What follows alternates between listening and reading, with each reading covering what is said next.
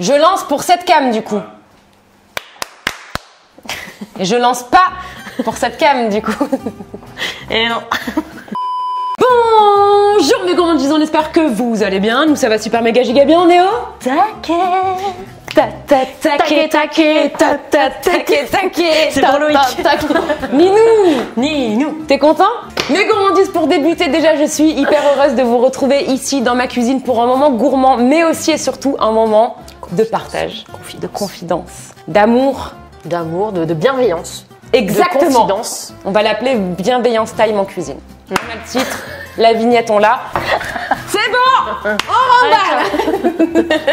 L'intro la plus longue du monde. Allez. Je vous retrouve aux côtés de la belle de mon amie Julie, alias sur les réseaux 12 février. Je vous mets tous les liens de ces réseaux, chaîne YouTube, Instagram, TikTok. Vite fait, hein. Non, elle gère. Quand j'y pense. Juste en dessous dans la barre d'infos. Donc allez vous abonner si c'est pas encore fait. Si vous ne la connaissez pas, c'est le moment ou jamais. Dans cette vidéo, nous allons déjà forcément faire un gâteau ensemble, mais aussi et surtout apprendre à connaître notre invité du jour, Julie.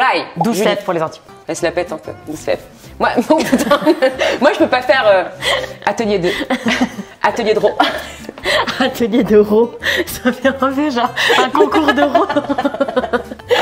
Tu viens et l'atelier de ro, mais horrible. Bon allez Julie, pour commencer, présente-toi. Non, en 3 mots, c'est pas en 3 mots. C'est pas ça du tout. C'est pas ce que j'ai noté. Mais tu sais que j'imagine vraiment au montage, tu dois en chien. Ah oui. Un enfer. Bah alors Julie, on commence. Tu vas te présenter prénom, âge et signe astrologique. Ah ouais? Trop bien. Alors je m'appelle Julie et pas 12 février, parce que dans la rue on m'appelle beaucoup. Ah c'est 12 vrai février. Enfin, quel âge? j'ai 24 ans. Soit 10 ans de moins que Roxane. Connasse. Et mon signe astrologique, je suis Scorpion. Ascendant Scorpion. Oh Scorpion, my God. signe lunaire. En fait, je ne suis qu'un Scorpion, qu'un pâle Scorpion. Ah, je te jure, Ah ouais? Mais c'est pour ça, dans ma tête, on est 36. J'ai déjà compté. C'est quoi ton signe astro? Moi, je suis Capricorne, ascendant Vierge. Ah, mais oh là là, ça va dans ta tête? Mais ça va plus tout bien. Ma Julie, on s'est écrit quelques messages avant de faire cette vidéo ensemble. J'ai demandé de me dire quel est le dessert qui te fait penser à un souvenir d'enfance, et tu m'as dit plusieurs desserts. Ouais. Donc tu m'as dit les crêpes. Ouais.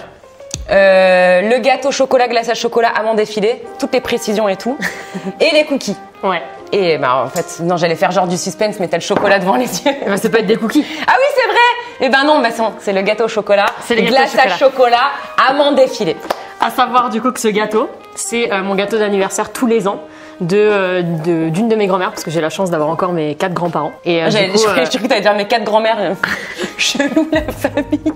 Est-ce que tu penses qu'on va passer du rire aux larmes à cette vidéo? C'est possible.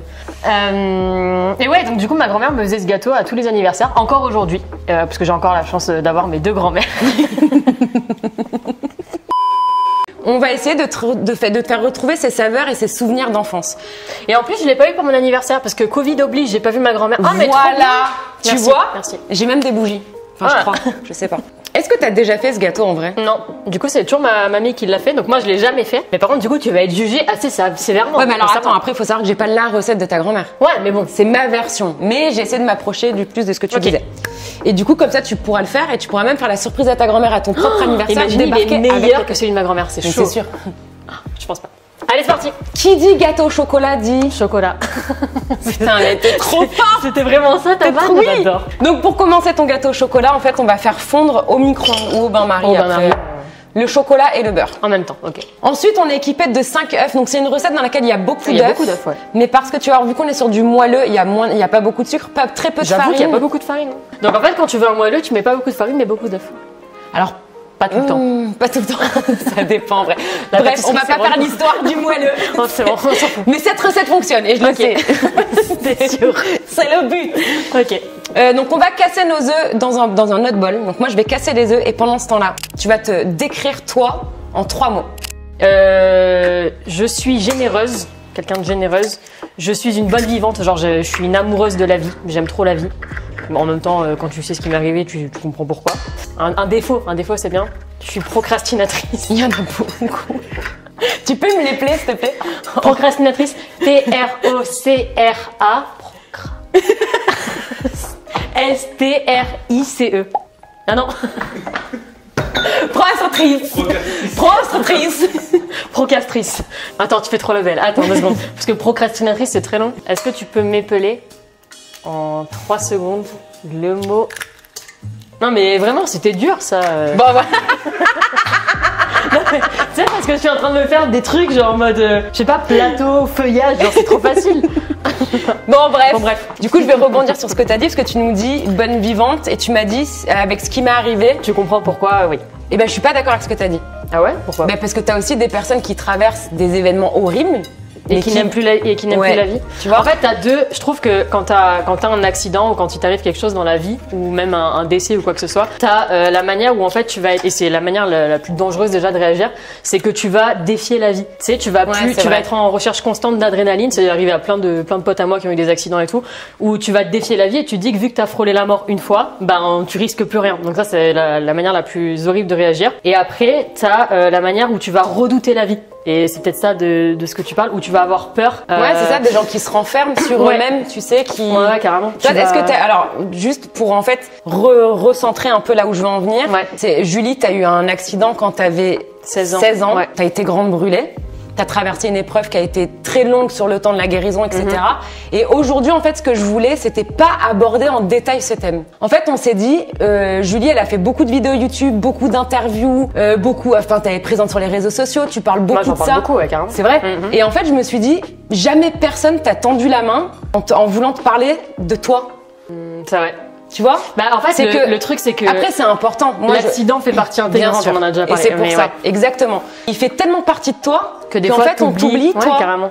Et on en a parlé la dernière fois sur Instagram, sur une question qu'on t'avait posée, où bien sûr c'est important de connaître ton histoire et c'est pour ça que je voulais en revenir. Où c'est que t'avais réagi? C'est parce qu'on m'a demandé on t'a demandé une photo de toi avant ton accident. Et je lui ai dit, mais il n'y a pas de toi avant ni après. C'est la même personne. Ouais. C'est ça que je veux dire qui est très important, c'est que je ne veux pas faire abstraction de ton accident, parce que bien sûr il fait partie de toi. Mais je trouvais ça un peu redondant, et même pour toi en tant que personne, qu'aujourd'hui... Redondant. Et appelle-le s'il te plaît. R-E-G-O-D-A-N-T. Redondant. Merci. Je dis redondant. C'est ragondin. Donc je disais, je trouve ça un peu redondant. Si tu veux, j'aurais pu faire une vidéo où on parlait que de ça. Tout ce que je voulais éviter. Ouais. Si quand même l'histoire de Julie vous intéresse sur ta chaîne YouTube, oui, ils en parlent largement. Tu as fait en long, même plusieurs vidéos et il y a carrément. notamment une vidéo où vraiment tu expliques vraiment même toi comment tu l'as vécu, etc. Et on va en parler, mais voilà, plus subtilement, on va dire. Ce que tu es aujourd'hui. Moi, c'est ça que je préfère. Ah, tu vois? Ouais. On s'est fait tester petite tige dans le nez là, c'est très sympa. Et j'ai pas compris pourquoi les gens ils ont autant chipoté. Alors je sais pas si on me l'a très bien fait. Mais moi ça j'ai même pas eu l'œil qui a pleuré. Et moi non plus. Tu as très bien mélangé ton mélange chocolat beurre. Sur les œufs, moi je vais ajouter le sucre et en fait ce mélange on va venir le fouetter à très grande vitesse pendant à peu près 10 minutes. Donc là, tu vois, notre mélange, il est devenu juste énorme. Et tu sais que ton mélange, il est bien quand t'as le ruban comme ça, tu vois. On dirait des œufs en neige. À ce mélange, on va venir incorporer la seule chose qu'a faite Julie dans cette vidéo, c'est-à-dire mélanger le chocolat avec le beurre. Donc on a déjà abordé toutes les deux, et t'en as déjà parlé aussi sur les réseaux, de gens qui te font des remarques désagréables. Donc ça, t'en as déjà beaucoup parlé, mais la question inverse que je vais te poser, c'est... Est-ce que t'as aussi des gens qui vont faire l'inverse et t'infantiliser plutôt dans tes proches? Non, ça c'est arrivé. T'as pas eu des amis qui plutôt, tu vois, étaient plus en mode... Mes amis, non, parce que mes amis savaient que je suis quelqu'un de très indépendante et très autonome et que j'avais besoin de retrouver mon autonomie, ma liberté pour revivre en fait tout simplement. Tu vois. Donc mes amis ont su me comprendre. Après, le retour au lycée en général ou quelques membres de ma famille, c'est vrai qu'ils ont eu tendance un peu à m'infantiliser et c'est ce qui peut arriver, je pense, avec un accident quand tu sais pas réagir, en fait, t'as cette envie de couver la personne parce que tu te dis que ce qu'elle traverse, c'est déjà énorme et du coup, t'as un peu envie de pas de prendre sa place, mais de prendre un petit peu de sa douleur, tu vois. Et en fait, c'est quelque chose qui peut être super mal vécu et moi, en vrai, c'est quelque chose que j'ai super mal vécu puisque cette infantilisation, tu veux les plaies? I-N-F-A-T-I-L. Non. Et non, et cette infantilisation, j'ai perdu le fil. Cette infantilisation, du coup, elle peut te blesser parce que toi, t'as l'impression que les gens, ils te prennent en pitié. Oui, voilà, tu vois. Ouais, je comprends très bien. Et du coup, ça peut être hyper compliqué. Je pense que la clé de tout ça, c'est vraiment la communication. C'est de pouvoir en parler aux membres de ta famille en mode, les gars, je suis autonome, je peux m'en sortir et j'ai pas besoin qu'on m'infantilise comme ça. C'est bien de le dire pour les personnes. Après, je pense que ça dépend des gens, encore une fois. Oui, après, tu peux avoir aussi des personnes qui ont besoin de plus de soutien. Exactement. Mais justement, c'est important que t'en parles et c'est ce que tu fais très bien sur tes réseaux. c'est important pour les proches de gens qui ont eu un accident de mieux comprendre la personne qui est accidentée. Et c'est important aussi pour la personne qui est accidentée de comprendre que c'est pas compliqué non plus aussi de dire oh, attends. Ouais, c'est ça. Moi, je préfère que ça se passe comme ça. Et important, je pense, pour les proches, du coup, de plus se dire, en fait, on peut tout simplement lui poser la question de comment tu vis la chose. Est-ce que tu as besoin que je sois plus là? Est-ce que tu as besoin que vas-y, que je te lâche un peu. Ouais, c'est ça. Ouais. Franchement, communiquer, je pense, c'est le plus important parce que évidemment, on réagit tous différemment à un accident ou une maladie ou quoi que ce soit. Il y a des gens qui vont avoir besoin de soutien. Il y a des gens qui vont avoir besoin qu'on les lâche, genre complètement, qui partent un petit peu en roue libre tout seul. Comme ça? Moi, j'avais besoin d'être soutenue, mais j'avais toujours ma famille, mes amis à côté de moi, et j'avais pas besoin pour autant qu'ils soient trop présents. J'avais besoin de mon indépendance et j'avais besoin de me reconstruire aussi seule et de faire face à ce nouveau corps avec ses cicatrices, à la rééducation, les muscles qui avaient fondu, etc. Et dans un accident, ce que je tiens à rappeler, ou dans une maladie, c'est qu'en fait, oui, il y a la victime, donc il y a l'accidenté, mais il y a aussi la famille à côté de tout ça qui souffre des fois même plus que la victime. Et ça, je l'ai appris plus tard. C'est pas qu'elle a plus souffert que moi, mais ma mère, en fait, elle a eu aussi cette notion de culpabilité que moi j'avais pas. Où ma mère, elle aurait tout donné pour être à ma place, elle aurait aimé que ça n'arrive pas, empêcher que cela arrive. Et du coup, moi, j'attendais beaucoup d'elle. J'arrivais pas à comprendre qu'elle pouvait souffrir aussi, mais d'une manière différente. Et je l'ai compris en grandissant. Mais surtout qu'en tant que parent et en tant que proche. Et toi qui es maman, tu le sais. Tu sais, on imagine toujours le pire. Ouais, carrément. Tu vois, je vais passer d'un extrême à l'autre, mais t'as ton gosse, il tombe. T'as toujours les parents qui font, alors que le gosse, des fois, il est même pas en train de pleurer. Et c'est le même principe dans le sens où, en plus, c'est particulièrement terrible ce qui t'est arrivé. Donc moi, je m'imagine en tant que maman. Tu vois, limite, pour moi, ce serait déstabilisant d'avoir mon enfant aussi fort que toi devant moi. Dans le sens où je me dirais, mais c'est une façade. Je me dirais trop, ouais, il veut faire genre tout va bien, mais dedans, il doit être tellement mal. Et tu vois, je comprends tellement ce contraste de, et toi en mode, mais non, mais je vais bien, vas-y. Parce que du et coup, la tu me mère connais, relou donc en mode, mais non, tu vas pas bien. C'est exactement ça. Il y a eu un concours, il y a eu vraiment un truc de circonstance où moi j'avançais plus vite que ma mère. Ouais, je comprends. Et du coup, elle se sentait aussi un petit peu, tu vois, genre délaissée en mode putain, mais elle avance et moi je suis obligée d'avancer. Donc elle se forçait à avancer alors qu'en vrai elle avançait juste plus doucement que moi parce qu'il fallait qu'elle assimile. Elle avance trop vite. Exactement. Donc on a mis beaucoup de temps avant de se retrouver ou de se trouver même parce que en vrai quand ça m'est arrivé j'étais adolescente et ça dépend des relations que tu peux avoir avec ta famille, mais tu vois avec ma mère on n'était pas non plus liés. Du coup ça vous a rapprochés après? En fait ça nous a éloignés de base. Ça nous a vraiment beaucoup éloignés et aujourd'hui honnêtement je peux le dire, ça nous a rapprochés aujourd'hui quoi, parce que on a appris et je pense qu'on est plus soudés que n'importe quelle famille, tu vois, genre que non mais c'est vrai, mais ça nous a beaucoup éloignés et j'ai pas honte de le dire, tu vois. Elle quand elle voit mes cicatrices ou quoi, tu vois, ça reste le reflet de l'accident. Et moi, toi t'en as fait abstraction? Je sais pas que j'en ai fait abstraction, mais pour moi en fait, moi je regarde mes cicatrices sans les revivre. Tu vois, moi j'ai guéri là-dessus. Elle, tu penses que, mais tu penses elle te l'a dit, elle te l'a verbalisé? Ouais, elle l'a déjà verbalisé. Pour moi, je pense que, tu vois, pour elle c'est plus compliqué. Enfin, quand elle voit les cicatrices, elle voit l'accident, tu vois. Et je pense que c'est juste humain. Et peut-être que je comprendrai le jour où je serai maman, tu vois. Alors que tu vois, et moi je dis pas on en a déjà parlé, je dis pas ça du tout pour te lancer des fleurs en mode, prends-le dans tous les sens du terme. J'ai jamais vu tes cicatrices. Et c'est pour ça que, limite, des fois, je dois être relou dans le sens inverse où je te dis, mais arrête avec tes brûlures, là, c'est bon, t'es une meuf normale.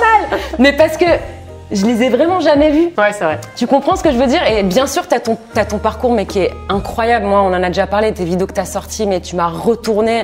Et c'est pour ça que même les personnes qui ne sont pas accidentées doivent aller sur ta chaîne et regarder tes vidéos parce que tu retournes beaucoup plus. J'ai toujours essayé de l'adapter à tout le monde, en fait. Pour que ça tu retournes beaucoup plus de choses. Ouais. Même moi, j'ai jamais connu le coma, j'ai jamais connu les grandes brûlures. Et pourtant, je me suis reconnue dans plein de trucs que tu disais. Ouais, parce que j'essaie toujours de l'adapter et que mon but, tu vois, c'est pas de cibler que les grands brûlés. En fait, j'ai envie d'élargir tellement mon discours qu'on sache ce que c'est la cause des grands brûlés, qu'on sache à quoi ça ressemble. Ça, c'est ma priorité numéro 1. Mais tu peux pas le faire qu'en focalisant que sur les grands brûlés. Ouais, je comprends. Tu vois, et donc le meilleur moyen, en fait, c'était d'adapter le discours à tout le monde. Et aujourd'hui, en plus, c'est ce que j'adore faire, tu vois. Pour moi, les gens qui voient le plus les cicatrices et qui vont vraiment focaliser dessus, c'est des gens qui n'ont pas assez de vécu. Ouais, ou peut-être un manque d'éducation aussi pour certains jeunes. Après, oui. Il y a, par exemple, on en a parlé, mais par exemple, mes enfants, ils auront jamais ce truc de s'arrêter devant quelqu'un qui est différent et de faire. Parce que bien sûr, plus jeunes, ils ont été confrontés à des personnes différentes et où de suite, j'ai eu le mot à leur expliquer, mais non, en fait, c'est une personne comme nous. Ouais, on est tous différents. Combien, ça j'en ai parlé aussi, mais combien de fois dans la rue, des parents, tu vois, des enfants du coup qui sont là en mode, tu sais, ou qui regardent, les parents disent ou juste rien. qui regardent, comme ça les parents. C'est horrible. Tu sais, t'es là. Ah ouais, non, c'est horrible. En fait, je préférerais le meilleur truc, je préférerais que les parents disent soit rien, ou t'expliques plus tard. En mode, vas-y, viens, je t'explique après. Tu vois, on en parle après, pourquoi pas. Le fait de tirer le bras à ton gosse en mode, chut, arrête. Ouais, c'est terrible. En fait, ça te replonge instantanément dans le fait que t'es différent et que tu le seras toute ta vie. Tu vois ce que je veux dire? Ouais, je comprends. Alors que, moi, en vrai, il y a des jours où j'ai pas la foi, mais quand j'ai la foi, je prends le gamin à la place de la mère. Enfin, c'est pas à moi de faire ça, tu vois, à la place du parent, et je leur explique, tu vois. Ça va le suivre toute comprend. sa vie. Ouais, et c'est pour ça qu'il y a des adultes qui sont encore, le mot est mais très con, et qui vont encore avoir ces regards de merde et ces réflexions pourries. Ouais. Parce qu'il n'y a pas eu cette éducation de base. Bon, après, t'as des cons de base. Non, mais c'est vrai, faut dire ce qui est. C'est vrai. Mais t'as aussi beaucoup l'éducation qui joue. Et là aussi, tu vois, on touche les parents qui nous regardent à vous dire des fois, je sais que c'est délicat quand ton enfant, il a un regard insistant parce que tu te sens super gêné. C'est ça. Donc, t'aurais tendance plutôt à dire, chut, vas-y. Mais non, mais prendre le temps de dire, bah non. Désolée, tu vois. après, encore une fois, c'est vrai que moi, du coup, je suis dans cette démarche, mais tout le monde ne l'est pas. Oui, mais justement, tu vois, tu peux, et c'est ce que tu fais, éduquer les gens Oui, bien sûr. à la normalité de ça, en fait, à la normalité du fait qu'on soit différent. C'est au D'avoir final des qui a marques dit de que vie, d'être normal, c'était d'être d'avoir une police Enfin, tu parfaite, comprends, c'est vrai. bien sûr. Là, on remet tout en question. Là, on refait la vidéo, les gars. On est parti en couille, là. Le gâteau, il est resté là-bas. J'ai même pas incorporé mon chocolat beurre. Du coup, ma Julie, on a fait une soirée il y a pas longtemps ensemble. Enfin, il y a pas longtemps, il y a déjà quelques mois. Parce que je crois que c'était cet été. Ouais. Et on a passé la soirée à se vanner. D'ailleurs, c'est tout le temps comme ça. C'est tout le temps comme ça. Et du coup, tu nous as fait part de ton hyper méga giga autodérision. Et moi, perso, j'adore ça. J'avoue. Vous ne voyez pas nos WhatsApp. Le public numéro 1. Mais punaise, on s'envoie des vannes. Nos WhatsApp, je pense, on fait un carton si on les diffuse. C'est pas faux. Du coup, ton autodérision, est-ce que tu l'avais déjà avant ou est-ce que tu l'as développée mais par nécessité face à ce que tu as traversé? Une bonne question. Est-ce que avant, t'as souvenir Non, j'avais pas d'autodérision avant, je pense pas. C'est vrai? Pas autant. Je pense que je l'ai développé par nécessité. Par contre, je l'ai développé par nécessité, mais très instantanément. C'est-à-dire que dès que je suis retournée au lycée, j'avais une pote, et je pense que c'est une des premières qui m'a vanné direct. Tu sais, il y avait pas de malaise. Du coup. Et toi, ça t'a, en étant totalement transparente, ça m'a rien fait. Genre vraiment de suite, tu t'es dit. Venant d'elle, le fait qu'elle me vanne, en fait, ça m'a soulagée. Je me suis dit, ok, tu vois, genre quelqu'un qui ose en rire, et du coup, ça a tout dédramatisé. Et je pense qu'en vrai, l'humour que j'ai aujourd'hui, l'autodérision, c'est aussi ça a été plus que, aujourd'hui ça l'est plus, mais ça a été un moyen. Peut-être que ça l'est encore en vrai. Et tu sais, d'enlever la gêne, des fois que les gens peuvent avoir, tu vois, par rapport. Mais tu le fais. Exactement. Parce qu'on a vécu ensemble des moments. Où on peut raconter la vanne. Carrément. On était sur un groupe WhatsApp avec des amis à moi, et une amie qui connaissait pas Julie. Si, elle me connaissait. Oui, elle t'avait vu une fois. Deux, trois fois. C'est juste que je l'avais jamais vanné. Voilà. Et en fait, je m'étais jamais vanné sur notre groupe, ma copine. Donc on était tous sur le groupe. Et ma pote, elle dit, waouh, ça va être le feu. Et moi, dans ma tête, j'avais envie de vanner. Mais j'ai dit non, je laisse l'honneur à Julie, tu vois ce que je savais. Et là, Julie, elle répond, et elle dit, ouais, je suis pas fan de l'expression. Et là, tu sais, le blanc, sur WhatsApp, il y avait plus de bruit. Ils étaient tous en muet. WhatsApp, il s'était mis en silence, il a fait, moi j'arrête. WhatsApp, et ma pote, elle devait être comme ça en mode. WhatsApp, elle a fait, j'abandonne. C'est trop pour moi. Je me casse, les gars. Et là, elle m'envoie un message, elle me dit, putain, je crois que j'y suis allée fort avec Letty. Letty m'envoie un message en mode, tu crois que Juliette s'est vexée? Et là, Letty m'a envoyé un message aussi après. Et j'imagine que Letty, après, je peux comprendre. De ouf. Dans le sens où, moi, j'ai cette autodérision. Après, je me serais jamais, alors pour le coup, je me serais jamais permise de t'envoyer la première vanne. Parce que justement, moi, je pars du principe. Non, c'est moi qui ai envoyé la première, et puis après, ça a dédramatisé. En fait, tu vois, voilà. C'est, arriver dans un endroit où tu connais pas tout le monde, où t'as jamais parlé ouvertement de ton accident avec les gens, etc. Et en fait, pour directement dédramatiser le truc, t'envoies une vanne, et généralement, une fois sur deux, ça détend tout le monde et c'est fini, tu vois. Letty, du coup, ta pote, ça l'a un peu moins fait, et c'est vrai que, en vrai, ça a été une super bonne expérience pour moi, parce que c'est ce que je t'ai dit, j'ai réalisé que, en fait, moi, c'était une manière d'enlever le malaise, tu vois, en mode, voilà, je dédramatise, mais des fois, ça mettait mal à l'aise les gens en face de moi. Et c'est vrai que les gens qui me connaissent pas, j'arrive, j'envoie une vanne en mode, est-ce qu'on peut dire que c'est du second degré, tu vois? Genre, la meuf, elle est là en mode, attends, parce que première soirée, vraie soirée que je fais avec toi, c'était à Valberg. Première musique, soirée dansante, quoi. Elle prend mon tel, elle me dit, attends, je mets ma musique. Là, je la vois, elle chauffe et tout. Elle met la musique, elle fait, non, c'est quoi, je suis en feu, là. Je suis chaud. Et je la vois, elle danse. Et elle me regarde, elle fait, hey, c'est ma musique. Et moi, même moi, j'étais choquée en mode, elle se chauffait comme ça. Mais je trouve ça génial.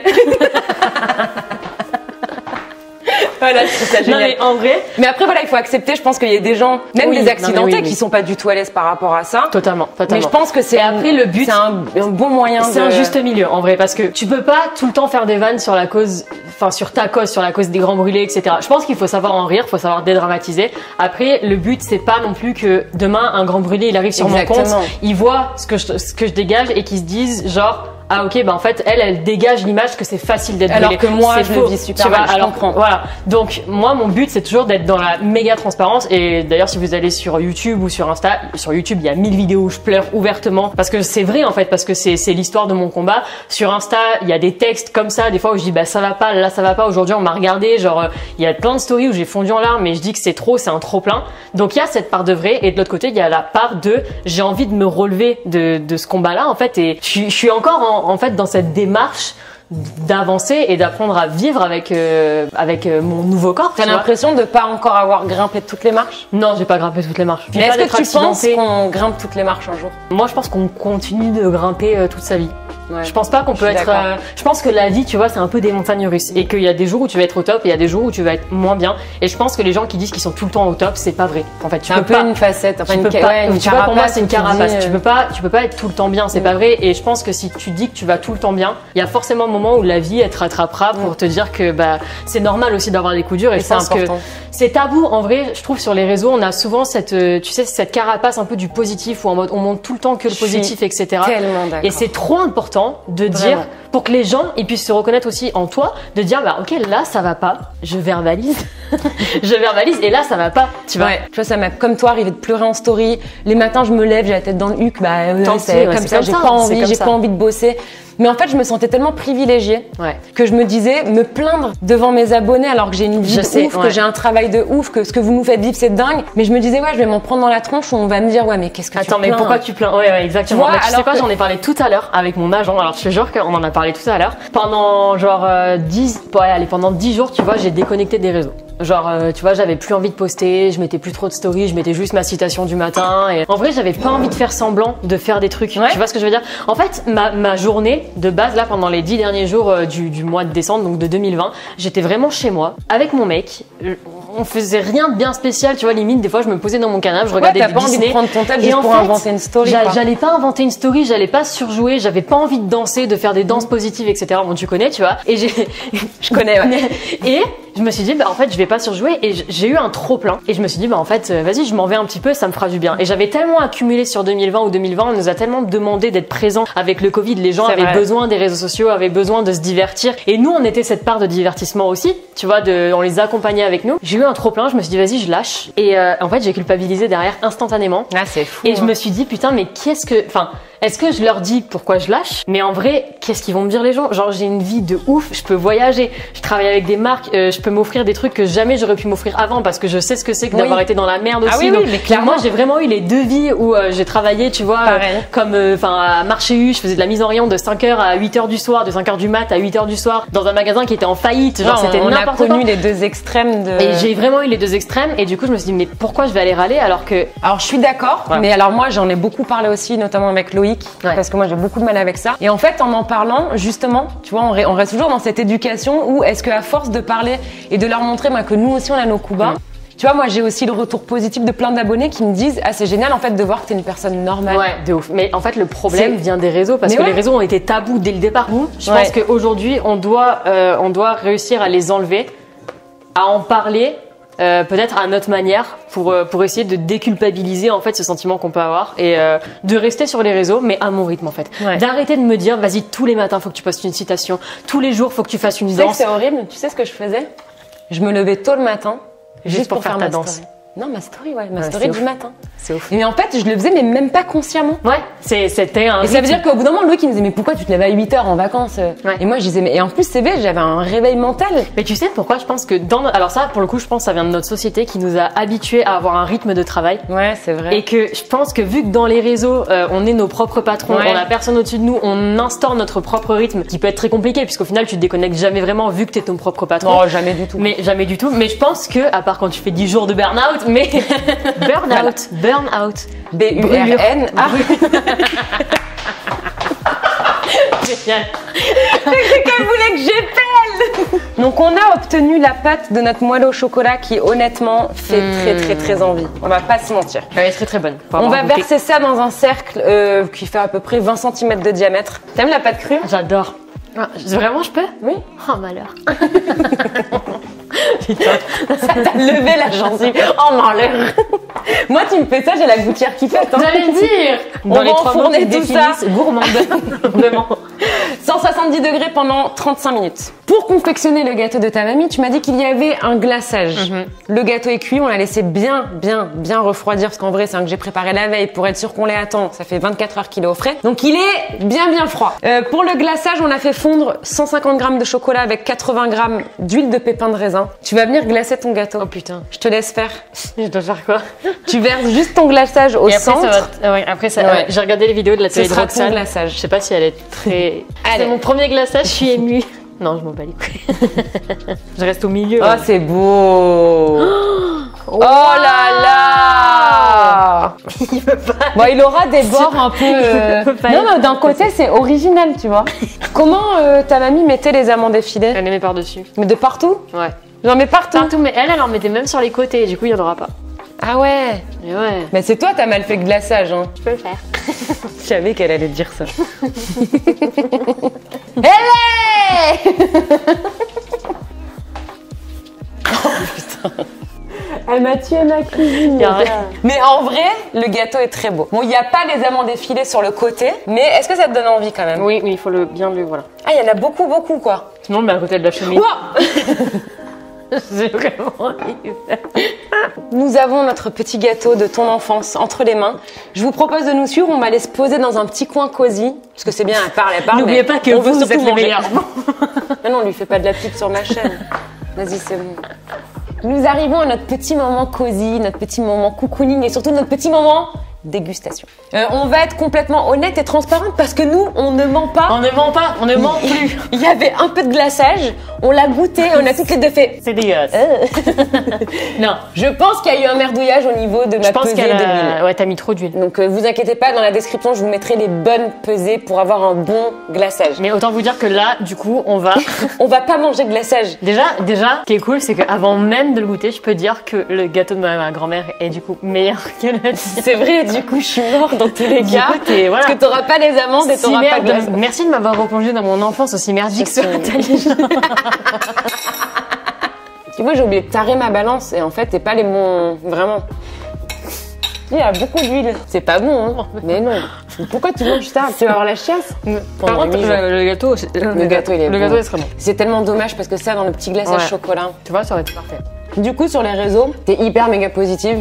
Tu nous montres en fait que de tout le négatif, tu peux toujours, dans tous les cas, aussi puissant soit le négatif, en tirer du positif. En ce moment, avec cette pandémie, on est clairement dans du archi négatif. Et si tu devais trouver un conseil, ou plutôt nous aider à avoir la lumière au bout du couloir, à trouver du positif, toi, quel est le positif que tu trouves dans cette pandémie du Covid? La lumière au bout du couloir. Au bout du tunnel. Ouais, mais parce que c'est un petit tunnel. Le couloir d'hôpital. Le couloir d'hôpital. Donc, est-ce que toi, t'en tires du positif de tout ce qu'on vit là en ce moment? Moi, je pense que 2020, ça m'a vraiment appris, tu vois, à me refocaliser sur l'essentiel. Et je pense que c'est le cas pour tout le monde et je pense qu'on l'avait tous un petit peu oublié. Pour moi, personnellement, ça a été très compliqué parce que l'isolement m'a forcément replongé dans mes années hôpital où je devais justifier tous mes mouvements, etc. Donc ça a été très compliqué. Mais ça m'a obligée à me replonger dans certains moments dans lesquels j'avais pas forcément envie de me replonger. Et je sais qu'aujourd'hui, je vais les aborder avec beaucoup plus de facilité si on doit réitérer l'expérience, même si j'espère pas. Tu vois. On l'espère tous. Voilà. Donc, moi, je dirais qu'on a réappris à refocaliser sur l'essentiel. Et l'avantage, c'est qu'on n'a pas forcément eu besoin de vivre un drame personnel pour ça. Tu vois, on était tous ensemble dans cette pandémie. Bien qu'il y a des personnes qui ont beaucoup plus souffert que d'autres, mais on était quand même tous ensemble. Cette pandémie, elle nous a montré que rester soudés, c'était important. Et moi, dans mon accident, dans ce que j'ai vécu, ma famille me l'a très bien prouvé. Et je pense que si on n'avait pas été autant soudés, je m'en serais pas sortie. Et je pense que c'est là-dessus qu'on doit focaliser. Tu es influenceuse. Ah bon? Tu es grande brûlée. Est-ce que tu as réussi à t'entourer de tes proches, de tes amis, qui ne voient pas que ces facettes-là, qui te voient toi en tant que Julie? En tant que brûlée, non, parce que là, quand même, on se rapproche. Ça fait quasiment 8 ans que j'ai eu l'accident, donc ils sont là depuis longtemps et pour la plupart même avant l'accident, tu vois. Donc je pense que là-dessus, non.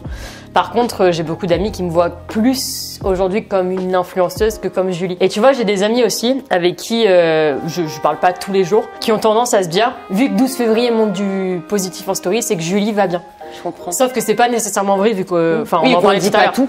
On en parlait tout à l'heure, on a tendance à On a montrer aussi vachement du positif. secret. Évidemment, on a nos vies privées, etc. Et ça, c'est quelque chose que je rappelle vachement à mes potes. C'est pas parce que je montre du positif. Enfin, je leur dis, vous arrêtez de vous fier qu'à ce que vous voyez sur les réseaux, puisque, enfin, vous savez très bien en plus que je joche tout et qu'on voit qu'une partie de ma vie. Et ma famille, par contre, je pense que pour vraiment ma famille proche, c'est ceux qui arrivent vraiment à faire la jonction parfaite des deux. Pour ma mère, en fait, 12 février, c'est mon travail, tu vois. Ouais, ça n'existe pas, ça fait pas partie de moi. Et Julie, elle doit garder les pieds sur terre et des fois, des fois, je suis là en mode, vas-y, tu crois, tu sais, on rigole là-dessus, en mode, tu crois que je suis qui, tu vois? Et ma mère, mais non, elle, franchement, elle me tape et tout. Elle me tape. Elle me dit, mais tu crois que t'es qui, petite merdeuse et tout, redescends. Mais c'est vrai que c'est ce que tu dis, c'est important, je trouve, tu vois, justement, d'avoir cette famille ou ces amis. Où tu te sens vraiment toi, parce que des fois c'est dur. Carrément. Quand on rentre dans ce milieu-là, que la difficulté, en tout cas moi je la ressens comme toi, ou des fois même en soirée, tu sens un écart alors que tu dis mais merde, il y a pas lieu d'être parce que je suis comme avant. Ou alors moi ce qui m'énerve, c'est quand je vais pour raconter un truc et t'as mes potes qui me disent ouais mais on l'a vu, tu l'as fait en story. Eh ouais. Alors que du coup moi j'ai envie de te raconter comme je l'ai vécu. Exactement. Tu vois d'une histoire, bah ouais mais on a fait ça, c'est ça, ouais mais on l'a vu en story. Tu sais que du coup ce métier il prend grave de temps et il y a forcément tu vois plein de soirées, plein d'anniversaires ou quoi auxquels j'ai pas pu aller. Et en fait j'ai des potes tu vois qui en sont venus sur le constat genre bah vu qu'elle est jamais là, on l'invite plus. Tu sais, on lui propose plus, tu vois. Et en fait, moi, au début, ça m'atteignait vachement et je me disais, mais putain, bah en fait, si tu me proposes, tu verras que de temps en temps, je peux. Et même si je peux plus autant qu'avant, bah je peux quand même, tu vois. Et en fait, avec le temps, je pense, j'ai juste appris à relâcher et à me dire que, ok, bah c'était comme ça et que ceux qui voulaient le comprendre le comprendraient et que ceux qui le comprendraient pas le comprendraient moins. C'est pas grave. Comme tu peux être aussi sage-femme en hôpital et travailler 12 heures et après, je pense que ça dépend vachement des gens que tu rencontres. Genre, toi, je t'ai jamais vue comme une youtubeuse. Je pense que toi. Sans glaçage, vas-y. Si tu avais un message là à faire passer aux personnes qui manquent cruellement de confiance en elles. Je l'ai posté tout à l'heure et je l'ai vu et la question était déjà posée et je me suis dit elle va me la sortir. Ouais. Elle est vraiment parfaite. C'est une citation que j'ai écrite dans mon livre du coup et quand je l'ai écrite en fait elle a tellement résonné en moi que j'espère qu'elle pourra résonner genre pour d'autres personnes. Mais c'est je ne voyais plus ce qu'il y avait de beau en moi et j'ai compris plus tard que c'était parce que rien dans ma façon de penser ne l'était.